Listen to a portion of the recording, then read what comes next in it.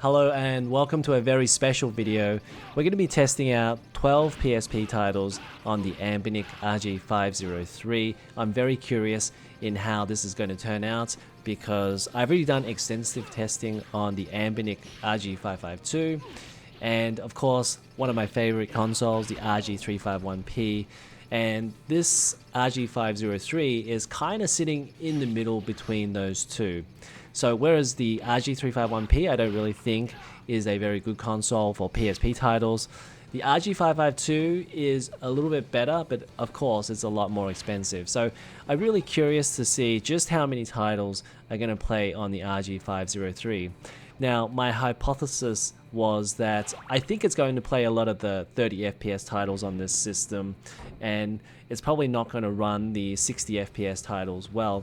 Well, I was surprised in both ways because as you'll see in this video, there are going to be some 60 FPS titles that play well, and then there are going to be some 30 FPS titles that don't work well.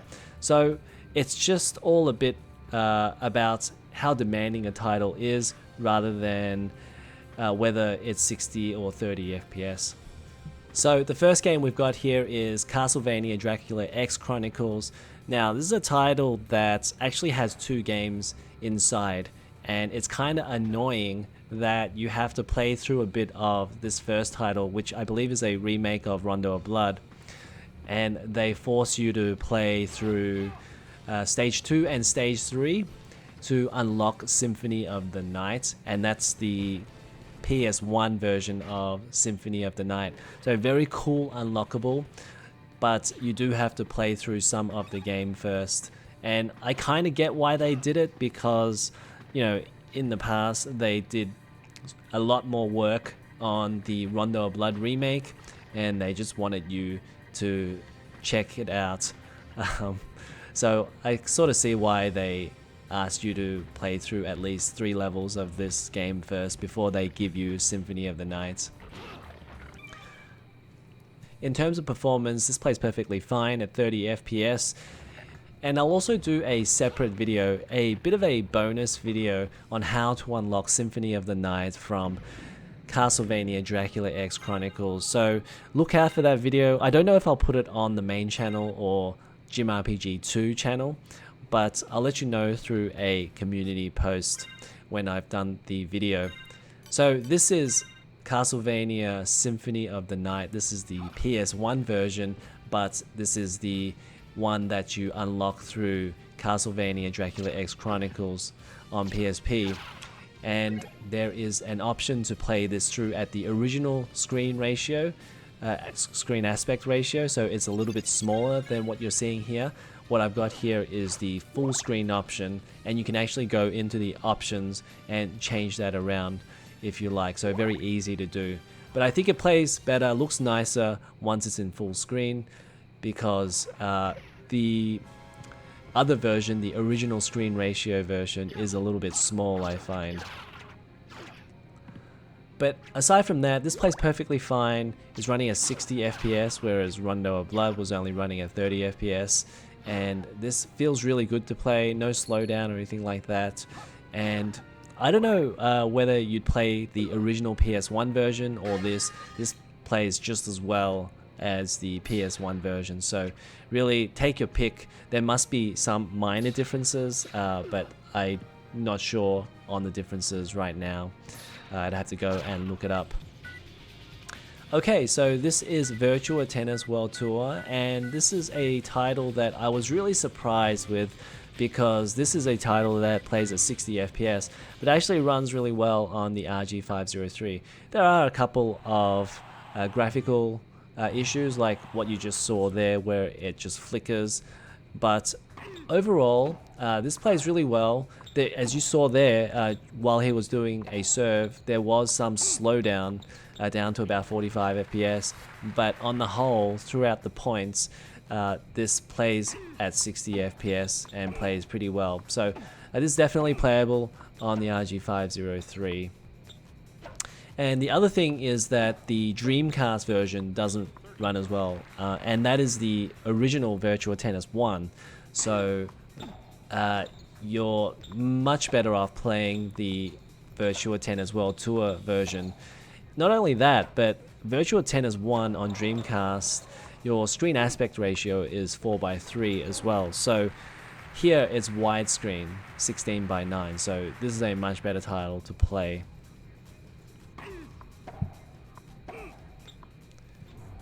Okay, so next up we have Wipeout Pulse.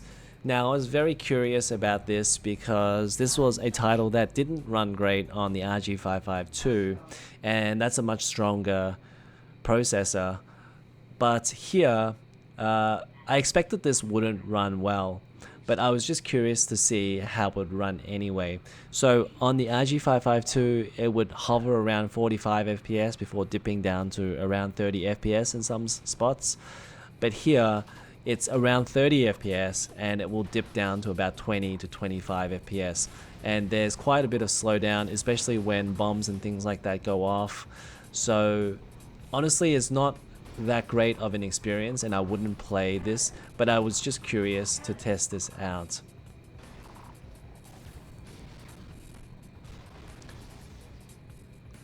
So overall, I would say this is just about playable if you can put up with the slowdown. It's kind of like playing Wipeout Fusion. You saw there's a bit of slowdown there. It's kind of like playing Wipeout Fusion on PS2 because that had some slowdown that was baked into the game. So when you get slowdown here, it's kind of a little bit like that.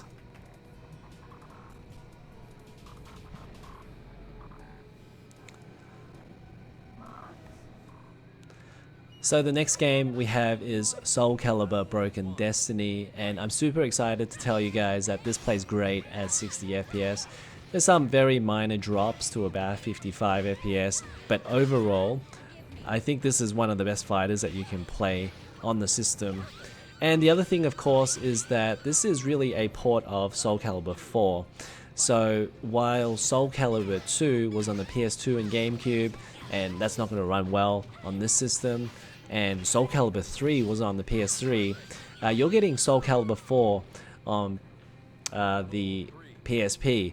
So this is a great title to play. And not only that, this comes in widescreen as well, plays in 60 FPS, and overall this is just a great title on the PSP. So, you know, a lot of the times, developers, they don't want to do downports of things, but this is really a great example of why we should have downports, because therefore we're going to get games like this that run great on much lesser hardware. Okay, so next up we have Hot Shots Golf, and unfortunately I was very disappointed in this because overall the performance was fine, but the only problem was that the shot meter is broken, and as you can see here, it flickers and slows down as you're using it and makes it basically unplayable. The only part where you really need it to work is basically unplayable. So I went through all the graphics options, I went into the system options to see if I could fix this, but there was nothing that I found that would actually fix it. Now, I do believe that I had the same problem in the RG552. However, on the RG552 you can change the backend, so you can change it to Vulkan, and that might have fixed it. I can't remember for sure, but here the backend can only be OpenGL, and so I wish I could try it with Vulkan. Might have to go back to the RG552 to see if that's the case, but it doesn't seem like I can fix it here. So one game that works really well is Lumines, and this works perfectly fine at 30 FPS, and this is such a great game from back in the day. I used to play this game so much, and I just played this over and over again. I believe that I got right up to the last stage, but never quite finished it, or I might have finished it once or twice, but I just remember endlessly playing this because it was so difficult to beat. And this is a great game to play on this system. The screen size is absolutely perfect for this, and so I highly recommend playing this if you haven't already.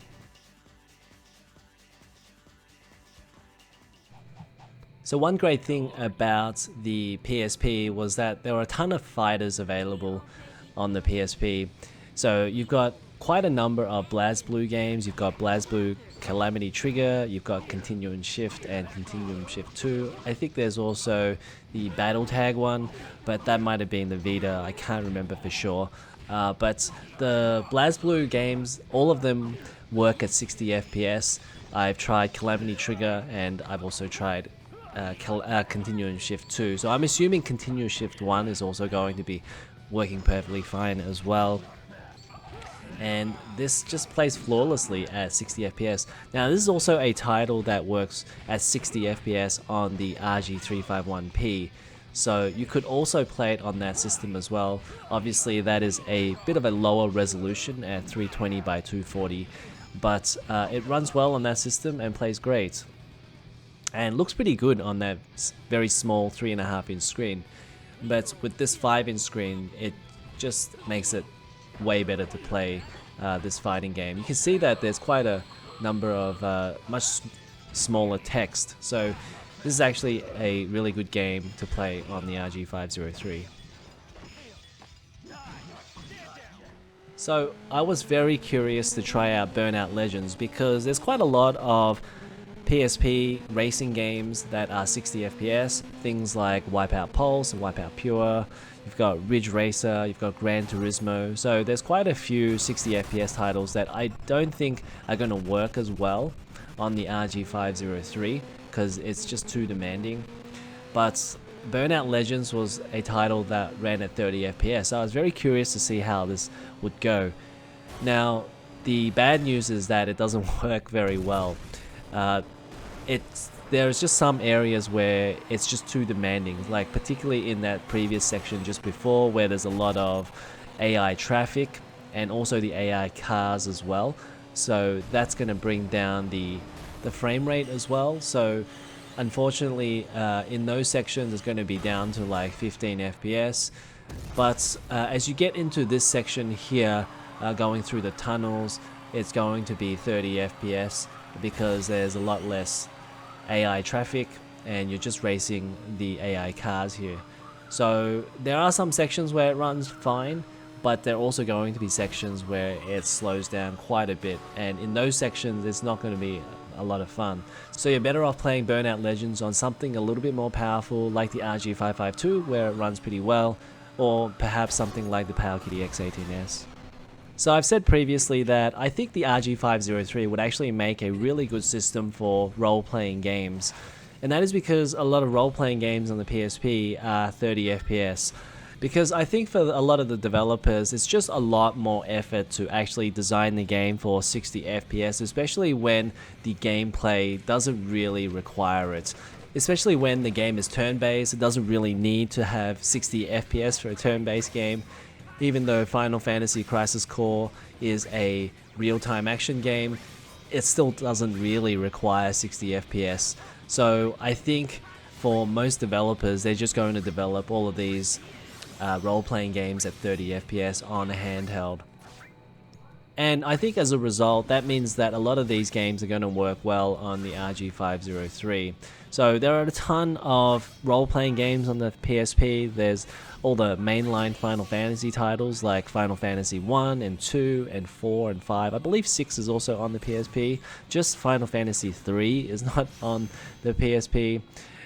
There's also Final Fantasy Tactics, War of the Lions. There's Tactics Ogre. There's Persona 3, which we'll cover in this video. There's Valkyria Chronicles II. So a ton of role-playing games that are going to work well on the system.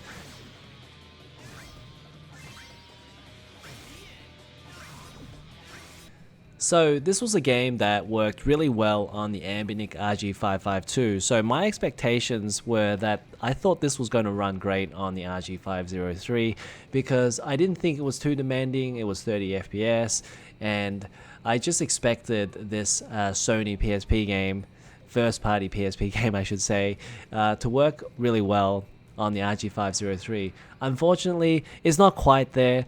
It's mostly 30 FPS, but it does dip down to about 20 to 25 FPS sometimes, which is a little bit disappointing because there's honestly not that much happening on the screen here.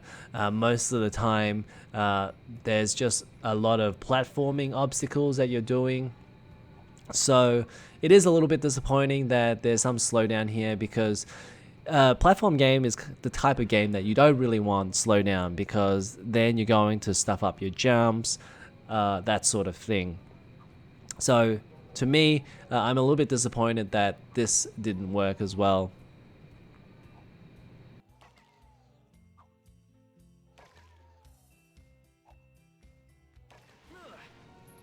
So here's Valkyria Chronicles 2, another 3D role-playing game on the PSP. And as I expected that this was going to work well, and it does. It runs at a flawless 30 FPS. And this looks great on this RG503 OLED. It just feels like playing it on a PS Vita.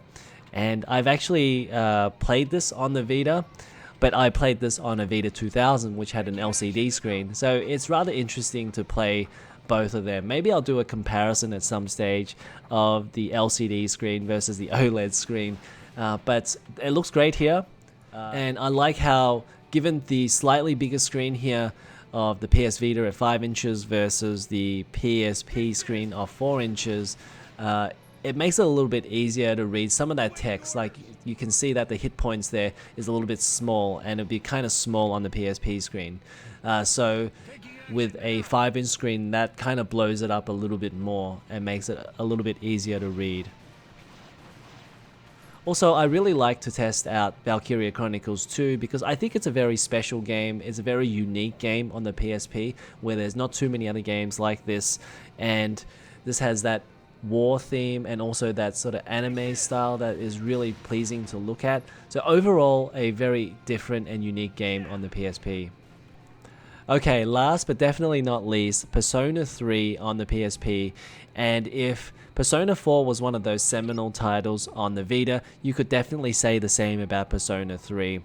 This was definitely a title that added to the strength of role-playing games on the PSP. As I said before, there's so many role-playing games to choose from on the PSP. In terms of performance, this plays a rock-solid 30 FPS, so it plays really well on the RG503. Okay, so let's wrap up the Anbernic RG503 in terms of PSP performance.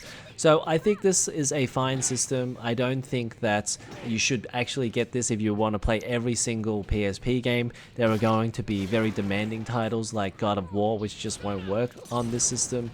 And there's also going to be other 60 FPS titles like Siphon Filter Dark Mirror.